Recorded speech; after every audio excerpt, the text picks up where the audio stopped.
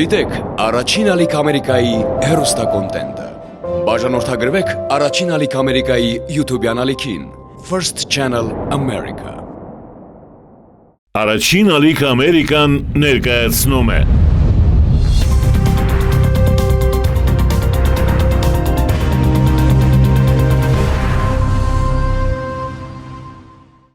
Ողջույն, առաջին ալիք Ամերիկայի եթերում հայրենակիցն է։ Աշխարհի քարտեզի վրա մեր հայրենակիցների ճանապարհները հաճախ մեկնարկում են մի կետից եւ հասնում երկրագնդի ամենատարբեր հատվածներ։ Վերջին տարիներին առավել հաճախ հանդիպում ենք հակառակ երևույթին, երբ ամենատարբեր երկրներում բնակվող հայերը վերադառնում են հայրենիք, վերականգնելու գենետիկ հիշողությունն ու ամրապնդելու կապը պատմության եւ արմատների հետ։ Այսօր պատմելու ենք հայրենիքում հանգրվանած սիրիահայ Շանթ Խայալյանի մասին։ Շանթ, ողջույն, ինչպե՞ս եք։ Լավ, բարքա, դուք ինչպե՞ս եք։ Լավ, շնորհակալություն։ Շանթ, ծնվելով Սիրիայում, ապա մասնագիտական փայլուն կրթություն ստանալով Լոնդոնում, դուք ի վերջո որպես բիզնես գործունեության վայր ընտրեցիք Հայաստանը։ Ինչով էր պայմանավորված այդ որոշումը։ Հերվից կամ մի քիչ, որ ավելի բարձր լինի, թե ինչ համար է։ Մենք կարող եմ սկսեմ հենց իմ բաբիկիցս, Լիքրանագերդից ենք։ Իմ բաբիկը իսկ դադիկը Զեյթունից է եղել, չարտի ժամանակ եկել են Հայաստան, Սիրիա փախել են, եկել են հավաքվել են։ Իհարկե չարտից բրգվել է իմ բաբիկը եւ իր աղջիկը մեծ, իսկ դադիկս իր քույրը գա։ Եվ որպես հայ քաղաքը չի վերանա այնտեղ Հալեբում, իրենց բոլորին բսակել են իրար հետ։ Հալեբում մենք ապրել ենք հայկական շրջանակի մեջ, հայկական դպրոցներ, սովորել ենք հայերեն գրել, ինչի համար եմ ուզում ասեմ գրել գարտալ, որովհետեւ շատերն են Հայաստանում արդյունքում հայերեն գրել գարտալ գիտես։ Ու մենք հայկական դպրոցի մեջ ենք ավարտել բոլոր դրսի հայերը ու հայերեն էլ խոսում ենք, կարդում ենք ու վերջում երբ որ արդեն պատերազմը եղավ նախ որոշել էի գնալ Դեպի Ամերիկա բայց որտանան տեղափոխվեցի մի 6 ամիսով այն հույսով որ պատերազմը կվերջանար եւ ես կշարունակեի Ամերիկա կամ կվերադառնայի իդ Սիրիա բայց վերջում որոշեցի ամենաջիշտը իդ Հայաստան գնալ Ինչ համար, որովհետև առաջին հերթին Հայաստան ունի շատ պոտենցիալ լավ բաներ, որոնք ուրիշ երկրներ չունեն։ Այսինքն, էդի մենակ ով կարող է զգալ այն մարդը, որը ապրում է դրսում։ Հայաստան 99% հայ եւ քրիստոնյա են։ Առաջին կարևոր հանգամանքը էս մեկն է։ Երկրորդը, եթե ես ունեմ երկիր, հող, հայրենիք, ինչի գնամ օդարություն նորից։ Ես արդեն այնտեղ օդարացվել եմ, որպես իմ մեծ հայրիկիցս, ես չեմ ուզում օդարացվեմ։ Այդ բաժարով ես երկու բաժարներն էին, որոնք ուզեցի ես կամ Հայաստան ու փորձեմ ամեն ինչը Հայաստանի մեջ սկսել։ Շանթ, Սիրիական պատերազմից հետո մեր բազմաթիվ հայրենակիցներ վերադարձան հայրենիք, սակայն շատ ժամանակ չանցած նրանցից շատերը կրկին հեռացան։ Ձեր կարծիքով ո՞րն էր այս երևույթի պատճառը եւ ինչը օգնեց, որպեսզի դուք մնաք ու շարունակեք ձեր գործունեությունը հայրենիքում։ Այն մարդիկ, որ եկան, իրենք միջին դասակարգն են, բայց տարիքային տարբերություններով։ Մարդիկ ընդհանրապես երիտասարդներ ավելի կարողացան ադապտացվել ավելի արագ ադապտացվել իսկ դարիքով մարդիկ չկարողացան որովհետև իրենց այն ինչ որ ունեին այնտեղ ճանաչվածությունը եւ այլն այստեղ չկարողացան գտնել շատ բաներ ուզեցին անեն շուգայական մոդեցումը լրիվ տարբեր է այստեղ Հայաստանում դու պետք է որ մեկ արտադրանք ունես պետք է կրեդիտ տաս իսկ այդտեղ այդպես չէր Սիրիայում կամ ուրիշ երկրում որպես ասեմ, երբ որ մենք գործ անում ես քեզի պետք չէ որ դու բիզնես պլաններ կրես, ծրագրեր անես, մշակես, ստրատեգիաներ հիմնես, այնտեղ այդպես երկիր է որ շատ մարդ կա, ինչ գործ պատես կաշխատեր հեշտ է։ Փող աշխատել, այստեղ շատ դժվար է այդ ամեն ինչը։ Այնպես որ օրենքները որ կան եվրոպացացված են, իսկ այնտեղ այդպիսի օրենքներ չկային որ եվրոպացացված են։ Ինչ որ ուզում ես վճարես պետության դուրք վճարում ես։ Այնպես որ շատ հարցեր կային։ Լեզվական հարց ամենակարևորն է որ ես շատ ցավում եմ դրա համար։ Այս ամենամեծ խնդիրներից մեկն է։ Երկրորդը ֆինանսականն է, որը ասենք ունի ազդեցություն։ Բայց դրանից կովազդը որ ունի Եվրոպան Այսինքն մարդիկ միշտ մտածում են, որ Եվրոպայում իրենք կարող են աշխատեն, ավելի հեշտ է, հնարավորություններ շատ կա, կորձը շատ է, իրենց երեխեք ավելի ապահով ապակա կարող են ունենան, որը Հայաստանում չկար։ Ինձ ամենաշատը, որ ես ինձ թողնեց, որ ես տեղ մնամ, իմ կյանքի ինադության պատճառն է։ Այսինքն ես ուզեցի ես տեղ մնամ։ Ես ամեն ինչ արեցի, որ ես տեղ մնամ։ Որոշում կայացրեցիք եւ հետևեցիք այդ որոշմանը։ Որտեղ ես ուզում եմ իմ հաջորդ սերունդս հայ մեծանան եւ ոչ թե եւ Սիրիա։ Ինչի համար դուրսում երբ որ ապրում եք, այնտեղ ծնվում եք, վերջ-վերջո դուք զգում եք, որ չեք պատկանում այդ երկրին։ Շանթ, դուք մասնագիտացել եք գովազդի եւ մարքեթինգի բնագավառում, որտեղ կուտակված ձեր փորձը հիմք հանդիսացավ, որպեսզի դուք կարողանաք հայրենիքում նաեւ մանկավարժական գործունեություն ծավալել։ Ինչու ընտրեցիք այս ոլորտը եւ ինչպես ծավալվեց ձեր մանկավարժական գործունեությունը Հայաստանում։ Գովազդ ընտրեցի այն առումով, որ եւ մեխանիկ, ավելի 3 տարի մեխանիկ եմ սովորել ու անգլիայի հետ հերագարա սովորել եմ գովազդ։ Գովազդն ինչ է, որ դու մտածում ես, ուսումնասիրություններ ես անում եք մարդկանց թարգետները եւ այլն, իրենց շուգան եւ ու դրա համար խելացի ինչ որ գովազդ ես պատրաստում։ Այդ պատճառով է որ եկա, որտեղ ինձ հաճելի էր արդեն, որ ես մտածում եմ, լուծումներ եմ գտնում։ Որտեղ խնդիր լուծելները շատ եմ սիրում, դրա համար հիմա ծրագրավորող եմ։ Առաջին տարին որ եկանք Հայաստան դեպարտը որ պետք է աշխատեի, ես Եվրազիայում մագիստրատուրա բաժնում դասավանդում էի հենց գովազդ, մարքեթինգ եւ փոքր մակրոէկոնոմիկս, իրանց հետ բարաբում էի, նույն ժամանակ ես տաքսի էի քշում։ Այս համասարան դիշնում էի, տաքսին դեռ այդ ժամանակի մակվո տաքսիները չկային, որ on-line կարող էր պատրաստել, տաքսի էի քշում, եւ նույն ժամանակ օջարներ էի անում, որը մեր ընտանեկան հոբին էր իրականում։ Օրգանիկ օջարներ։ Օրգանիկ օջարները։ Ու ես առաջին մարդկանցից եմ եղել ճիշտ ասած, որը սկսել եմ այս գործը, ու ես միշտ փորձել եմ գնամ ռայոնները եւ այդ մարդկանց սովորացնեմ ինչպես օջար սարքել, որպես աղքատ զոհված ընտանիքների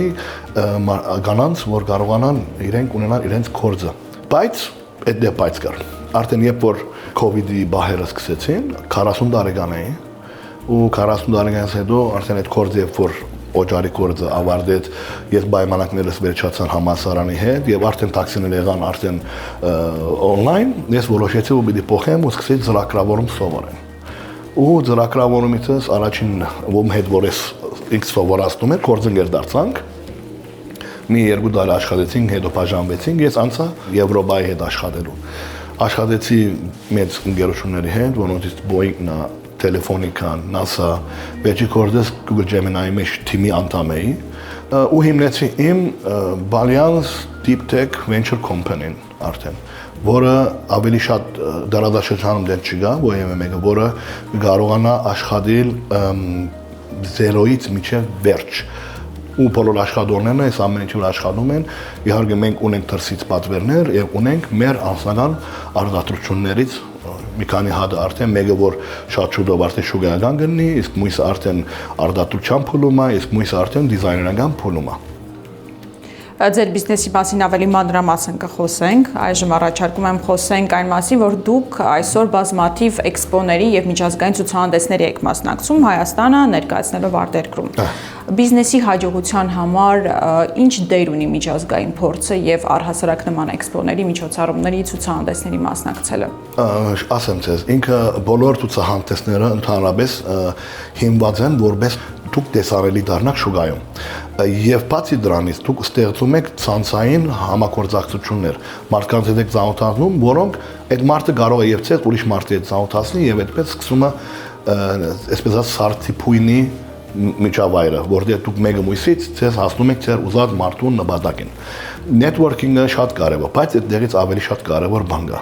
որ դուք կարողանաք հաղթել։ Առաջինը ձեր անձնավորությունը պետք է այնպես լինի, որ մարդիկ ձեզ ընդունեն, որտեղ ես նախքան ձեր այդ կորձանելը պետք է ես վստահեմ քեզ։ Իսկ եթե առաջին դպավորությունը ձեր հանդեպ լավ չի, ուրեմն լավ չի։ Ցեվական բան պետք չի, բարձրապես բարձ մնալա պետք։ Դուք պետք է ունենաք ձեր մտածելակերպը, որը մյուս մարդիկ չունեն։ Միջազգային ասպարեզում ինչ յուրահատուկ առաջարկներով կարող է հանդես գալ Հայաստանը մեղվաբուծության ոլորտում եւ արդյոք ավելի լայն հնարավորություններ են բացվում, եթե կիրառվեն, օգտագործվեն ձեր ստեղծած խելացի փեթակները։ Իրականում, այո, մենք հիմա OM-ը, որ ստեղծել ենք մեր այս խելացի փեթակները, ոչ թե մենակ Հայաստանի համար ենք ստեղծել, այլ ընդհանուր համաշխարհային շուկայի համար։ Իհարկե, այդ ցանցերը, ցանցային բահերով շատ մարդիկ են գալի, շատ են հետաքրքրվում եւ շատ են ուզում իրենց մոտ ներառել։ Մենք փորձում ենք համաշխարհային հարց լուծել եւ ոչ թե միայն Հայաստանի տեղական հարցերը, որտեղ տարեկան 40-50% պետակները անգում են նայում, իսկ եթե պետակներ չկան, ուրեմն փոշոտումը չի լինելու եւ մեծ խնդիր առնելու մարդկանց աբակա հացի ուտելիքի ամենօրվա գերագրների համար։ Դրա համար այս մեկը, այս խնդիրը, որ մենք արել ենք տեսնելով, այս հարցին լուծում ենք տվել։ Այդ ինքը գիրառվել է բոլոր աշխարհի, բոլոր դեղերի, բոլոր բարձրությունների վրա, բոլոր գյուղատնտեսական ոլորտների մեջ։ Ուզում եք ցույց տամ։ Իհարկե։ Համեցեք։ Արդեն մի դարուգես աշխատում ենք այս խաղապարի վրա ու մենակ եմ սկսել, արդեն մենք 15 հոգի թիմի անդամներ ունենք, այնտեղ ունենք ծրագրավորողներ, ինժեներ, արտադրության դիզայներ եւ ուրիշ շատ մարդիկ։ Համեցեք։ Եկեք ցեզ ընդհանուր առմամբ խաղապարդամ, թե ինչի մասին է խոսքը գնում, այստեղ տեսնում եք մենք ունենք խելացի պետակ, որը ինքը պատրաստված է փայտից եւ ոչ մի տրադիցիոնալ Իրանից ոչ մի բան չի փոխվել, որպես մեղվաբույսը հանգիստ սկայքներ են եւ շատ արագ է, ինքը կարողանում հավաքվել զենց իր դիզայնով։ Այստեղ որ տեսնում եք հենց իր բոլոր համագարկ խելացին որ ասում ենք, այստեղ է գտնվում գշիրքները, իրենց ներքին չերուցման եւ խոնավեցության համագարկները բոլորը դեղադրված են այստեղ գշիրքների համագարկներն են այստեղ եւ կամերաները եւ նույնպես ցայնային համագարկը, որը մենք լսում ենք այդ ամբողջ վերցնում ենք այդ ամբողջ դվյալները եւ դրան պատասխան մենք տալիս ենք մեր համագարկին, որ ինքը կարող է ճիշտ կողմորոշում անի, թե ինչ դեպքում ինչ պետք է անել եւ ոնց այդ խնդիրը լուծումը տան եւ օգնենք մեր մեղվաբույսերին։ Փաստորեն դուք ստեղծել եք խելացի մեղվափեթակներ, որոնք օգնում են մեղվաբույսներին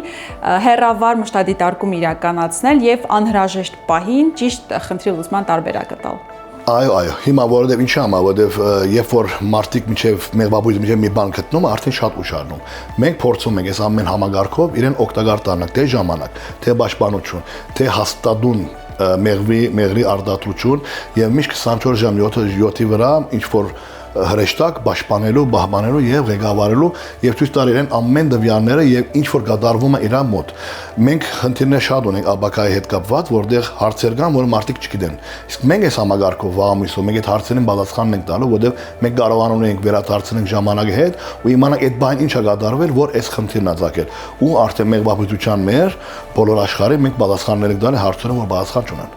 Իսկ մեղվաբույսների շրջանում հետաքրքրություն կամ պահանջարկ նկատում եք խելացի մեղվափեթակներ ձեռք բերելու հարցում։ Շատերը հետաքրքրված են, բայց շատերը վախենում են փոփոխությունից իրականության մեջ, բայց վերջի բոլորն են անում են։ Ինչի համար, որովհետև ժամանակը այնքան արագ փոխվում ու այնքան զարգանում, որ իրենք պետք է անպայման այս խելացի համագարկներ ունենան, որ կարողանան իրենք մշտական ունենան այդ եկամուտը, ժամանակը եւ ամեն կարողությունները դան, որ իրենք ունենան ամենահզոր եւ մեծանալու հնարավորությունը որպես մեղվաբույսություն։ Հայաստանում խելացի մեղվափեթակների արտադրության մրցակցություն կա, թե ձեր առաջարկը դեռևս եզակի ու բացառիկ է։ Մեր առաջարկը Հայաստան եւ դարաշրջանի համար եզակի է։ Իհարկե աշխարհի վրա կան մրցակիցներ, բայց ինչն է խնդիրը տարբերվող, որ մենք տարբերվում ենք իրանցից։ Բոլոր համագարկները տալիս են ինչ որ դերակատվություն, թե այսօր չերուցում ինչքան է, իսկ մենք հարց ենք լուծում։ Մենք ասում ենք խնդիր ունես, գնա այդ խնդիրի համար լուծի։ Այսինչ շրջանակի մեջ մեղրը լցված է, գնա փոխի։ Մենք չենք թողնում, որ ինքը դերակատվությունը վերցնի ու բարձրապես դերակատվություն մնա այդի։ Իսկ մենք աբակայի համար մեծ ավելի մեծ խաղապարներ ունենք, որտեղ այդ դերակատվությունները ավելանալով մենք սարքելու ենք Հայաստանի եւ բոլոր աշխարհի մեղվաբուծության քարտեզը, որտեղ թիրքերում, որտեղ ամենա եւ մենք բանականությունը, որ ինքը աշխատում այդ բանականության մենք ասելու ենք արդյոք աբակային այս ինչ դարվա ընթացքում ինչ մեղվաբուծության արդյունքներ են ուզում սպասում կամ ինչ որ հիվանդություններ են կանխատեսում։ Ինքը արհեստական բանականությունը արդեն քուշագելու է աբական, թե որ դարին ինչքան փեր կարող են ունենալ եւ ինչ հիվանդություններ նախատեսված է։ Այսօր խելացի մեղվափեթակների արտադրանքը ինչ փուլում է։ Մենք իրականությունը հիմա փորձաշրջանի փուլում ենք, բայց ինչ որ անում եք կոմպյուտերի մեջ կամ ինչ որ ծրագրավորման համագարտակով եւ 100% կարող է չհամապատասխան իրականության մեջ եւ բնության մեջ են։ Մենք այս տարի հենց փորձարկումները սկսում ենք Հայաստանի, Կիպրոս, Վրաստան եւ Լիբանանի դաշտերի վրա եւ այդ փորձարկումը մինչեւ սեպտեմբերին է դեպի, որտեղ մենք ավելի գժշկրտենք մեր ծրագրերը որպես աշխատողական եւ էլեկտրոնիկի բաժինները եւ իրենց սենսորների բաժինները, որպես մենք երբ որ Հայաստանով որպես Made in Armenia ասես արտադրանք տանք, այն որ մենք հետ ասենք մեր արտադրանքը լրիվ տարբեր է։ Արդեն ձեր արտադրության այս փուլում Հայաստանում կամ Հայաստանից դուրս առաջարկներ ստացել եք համագործակցության։ Իրականության մեջ այո, շատ ունեցել ենք, մենք ունեցել ենք Կիպրոսի Այանապայի հենց քաղաքապետից այդ առաջարկ ենք ստացել, մենք ունենք Վրաստան ինչ որ գազագերբություն է, հիմա չեմ հիշում իրականում անունը, իրենք են ուզել Լիբանան անցամ մարդ է եկել, որը ինքը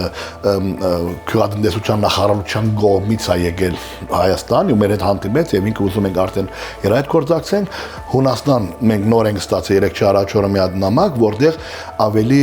հետազոտական գազագերբություն է, որը իրեն շատ հետաքրքրում է դա ամեն ինչը, եւ իրենք ուզում են փողով միջև վերցնել։ Դեգուզ ասում ենք մենք փորձաշրջման մեջ, ասում են խնդիր չկա, մենք են մտնենք այդ փորձաշրջանի մեջ ու մենք ունենանք այդ ամեն դեպիանները, որը դուք մեզ կարող եք տրամադրել։ Մենք ասում ենք խնդիր չկա։ Հաշվի առնելով, որ մեղվաբուծությունը Հայաստանի գյուղատնտեսության ամենայուրահատուկ, ամենադժվար ուղղություններից մեկն է, ինչպես է առաջացել գաղափարը ձեր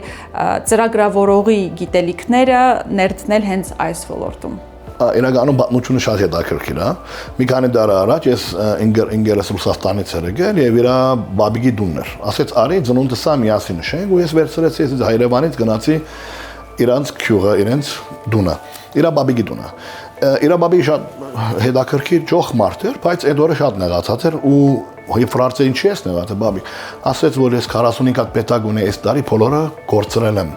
Ասում եմ կյանքիս աշխատանքն եմ գործել ու բա չգիտեմ ես ոնց եմ ապրելու։ Ու որովհետեւ ինքը գիտե որ ես կոմպյուտերից հասկանում եմ ծրագրավորը, ինձ հարց տվեց, ասեց կարող ես դու այդ հարցը լուծում տաս։ Դե հիմա բոլոր դարեկոմ մեծ դարեկոմ մարդիկ որ իմ կոմպյուտերը իմանում են, ասում են տելևիզորը փճացել է կամ սանարանը փճացել է, սարքի որտեղ կոմպյուտեր կդես։ Ու ես իրականությամբ ասեցի մենք քյուղատնտեսությունը լրիվ հերու բաժին է եւ ես լրիվ ծրագրավորումը կապ չունի դրա հետ, բայց այդ խաղապարը միտքս էր։ Ամեն ռաբե ասում է այդ հարցը որ տալիս էր այդ մարդը ինձ, որ կարող ես հարցին լուծում տաս, միտքում ես։ Ասեցի դելա որ միտքում ուսա մի բան գա, էլի, արի մի հատ այս խաղապարը փորձեմ։ Առաջինը սովորել եմ Python ծրագրավորման լեզուն ու առաջինը կարողացել եմ, երբ որ նոր արհեստական բանականությունը, առաջին անգամ կարողացա ես այդ ծրագրին ստիպել, որ ինքը կարողանար բաժանել հիվանդոտ եւ ոչ հիվանդոտ մեղուները։ Իհարկե ոչ մի ցևով նկարներ չկար հիվանդությունների մասին։ Մենք ստիպված ենք եղել իմ ընկերոջս թիմը, որը 3D մեղու է սարքել, ու մենք այդ 3D մեղուներից սարքել ենք ինչ-որ 100,000 հատ նկար, ու այդ 100,000 հատ նկարը սովորացրել ենք ու կարողացել ենք այդ, երբ որ ինքը առաջին անգամ որ կարողացա զանազան է դարբերություն, ասեցի ուրեմն էսի ես կարող եմ իրականություն սարքել այլևս։ Ու այդտեղից սկսեց ամեն ինչ։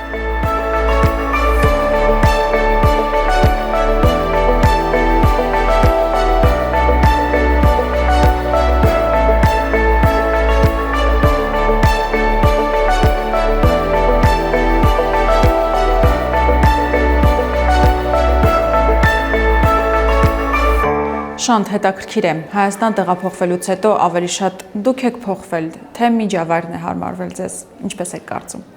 Շատ լավ հետաքրքիր հարց է։ Իրականության մեջ երկու կողմից, որովհետև նախ 2010-ին որ եկել էի, լրիվ դարբեր էր ժողովուրդը։ Երբ որ Սիրիա հայերը եւ Լիբանան հայերը եկան, շատ բաներ փոխվեցին։ Այդ գտնի ուտելու, արվեստի եւ Հայաստանի ժողովուրդը սկսեց ավելի բացվել թրսի իրականությունների մասին, դուրսից ընդունել շատ բաներ։ Նույնն էլ մենք, երբ որ մենք եկել ենք այստեղ, սովորական մտածում ենք որպես բիզնես, բայց մեզ բարձրացրել չկան, որ սովորենք շատ բաներ ծրագրավորել, ուսումնասիրել եւ այլն։ Իհարկե, ամեն ինչ փոխվեց, այնպես որ երկու կողմներ արդեն շատ է փոխված։ Այսօրվա Հայաստանը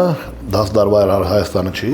ու 10 տարվա Հայաստանը հաստատ նույնը չի, նույնն էլ ես։ Փոխվելու ենք, որովհետեւ ամեն ինչը փոխվում է եւ պետք է այդ փոփոխության հետ մրցակցենք ու հասնենք այդ ամեն ինչին։ Այսինքն եւ հասարակությունն է փոխվել եւ դուք։ Այո։ Շանթ հետաքրքիր է, այսքան տարվա ընթացքում այսօր արդեն ձեր ընտանիքն է Հայաստանում բնակվում։ Արդեն դուք ձեզ զգում եք հայ հասարակության լիարժեք ներկայացուցիչներ եւ որքան ժամանակ պահանջվեց դրա համար։ Իրականում այո, իմ հերնումերս իմ հետ են ապրում, նույն ծևի քույրս էլ արդեն իր ընտանիքով էստեղ։ Այդ ամեն ինչ իրականությունը, փոփոխությունը երկար ժամանակ էր պետք, որովհետեւ դու փոխվելը շատ հեշտ բան չի։ Ամեն մարդ չէ որ պատրաստ է փոփոխության գնա։ Այդ ամենասարսափելի բանն է, որ մարդիկ վախենում են, այդ պատճառով որ շատերը թողեցին գնացին, որտեղ չուզեցին փոխվել։ Ես Հայաստանում եթե ուզում ես մնաս, պիտի փոխվես, հարմարվես եւ շրջանակն էլ արդեն շատ հարմար ու մարդիկ արդեն ավելի շատ ընկերային են, մարդիկ ավելի ուրախ են, մարդիկ ուզում են սովորեն։ Նույնն էլ դուք ուզում ես որ սովորացնես, սովորես։ Այդ մոտավորապես ինձ իմ կյանքից մոտ 8 տարին վերցրեց, որ ես կարողացա այդ սկսեմ հարմարվերության բահով, իսկ այսօր ես իր արժեք եմ անում, որտեղ արդատրում այն ինչ որ ուզում եմ իմ հայրենիքիս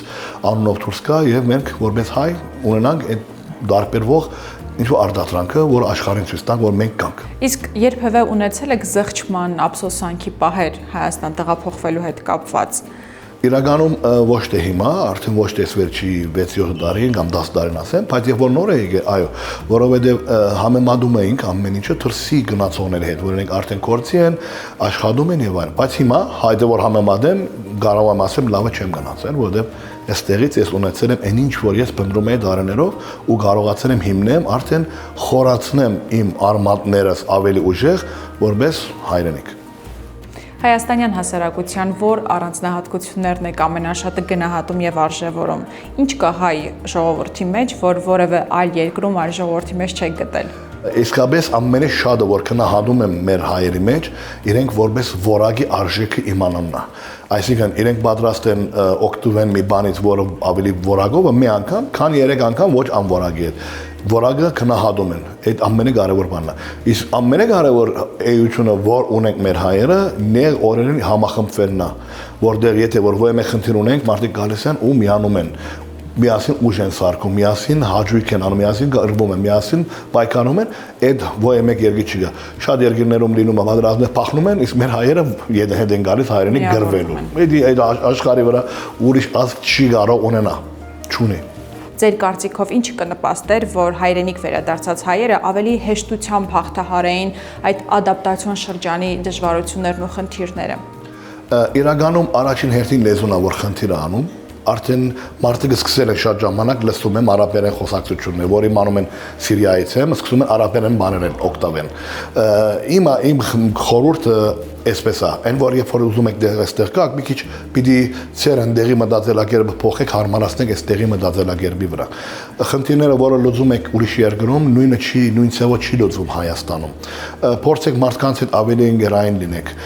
Այդ ադապտացիան ժամանակը, որ ասում ենք, փոփոխության ժամանակը ավելի քիչ է հիմի, քան առաջ որ գար։ Այնպես որ երկու կողմից էլ զիջում հիմա ունենք, երկու կողմից, թե արտասահմանի եւ թե Հայաստան ժողովրդից, որ մենք կարող ենք այդ ադապտացիան ժամանակը հատվածը գրճատվի։ Եվ հիմա ամենալավ ժամանակն է, որպես դուք կարողանաք գաք Հայաստան, ձեր կորձը սկսեք, ներդրում անեք ոյ մեկ կորձի հետ ու զարգացնենք այս երկիրը, որովհետև այս երկիրը այնտեղ է գտնվում, որ Եվրոպան,